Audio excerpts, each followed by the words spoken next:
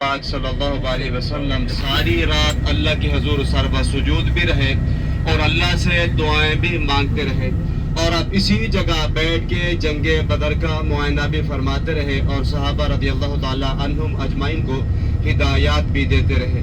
مسجد کے سامنے نیچے والا جو میدان ہے، یہ وہ میدان جس میدان کے اندر جنگ ہوئی تھی۔ مسجد کے سامنے صحابہ رضی اللہ تعالیٰ عنہم اجمعین کی صفیں بنی ہوئی تھی، اور جس طرف آپ نے کھجور دیکھے، کھجور کی بالکل اورلی طرف کھجور والی جگہوں سے پیچھے پیچھے کفار مکہ کے خیمے تھے، اور ان سے آگے ان کی صفیں بنی ہوئی تھی۔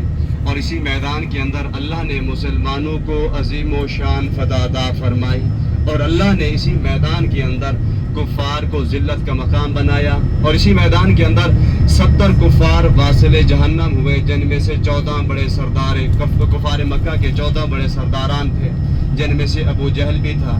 اور اسی میدان میں 70 کفار قید بھی ہو چکے تھے، جو بعد میں رسول پاک صلی اللہ علیہ وسلم نے فدیہ لے کے ان کو چھوڑ دیا۔ اور ایسے بان اسی میدان میں 313 صحابہ میں سے ٹوٹل 14 صحابہ جامع شہادت نوش فرما گئے تھے۔ 13 صحابہ کی قبور مبارک اسی بدر کے مقام پر ہے۔ اب ہماری گاڑی شہداء کے قبرستان کی جانب جا رہی ہے۔ اس قبرستان کے اندر 13 صحابہ کی قبور مبارک ہے۔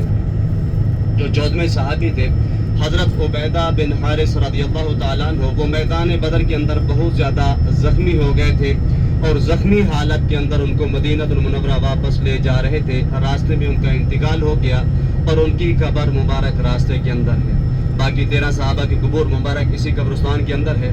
اور بھائی صاحبان، اسی کے اندر جو ہمارے 13 بدری شہید صاحبہ آرام فرما رہے ہیں، ان کی قبور کی نشاندہی کوئی نہیں ہے، کیونکہ یہ بعد میں مقامی قبرستان بن چکا تھا۔ جو بھی مقامی فوت کی ہوتی تھی اس کو اسی قبرستان کے اندر دفن کیا جاتا تھا۔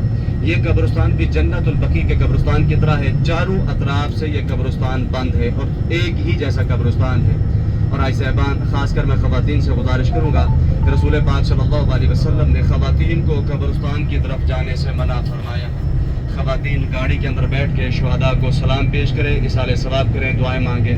باقی جتنے بھی مرد حضرات ہیں وہ گاڑی کے ساتھ کھڑے ہو کے شہداء کو سلام پیش کریں گے، اصالِ ثواب کریں گے، دعائیں مانگیں گے۔ یہ قبرستان آپ کے سیدھے ہاتھ کی جانب آ رہا ہے۔ آئی صاحبان، ابھی سے سورۃ فاتحہ، سورۃ اخلاص، آیات الکرسی، درود شریف پڑھنا شروع کر دیں، تاکہ جیسے ہی گاڑی رکے سب سے پہلے شہداء کو سلام پیش کریں، اس کے بعد ان کو اصالِ ثواب کریں، پھر دعا مانگ کے فوراً گاڑی کے اندر آئیں، انشاءاللہ جبل ملائکہ کی جانب روانہ ہوں گے۔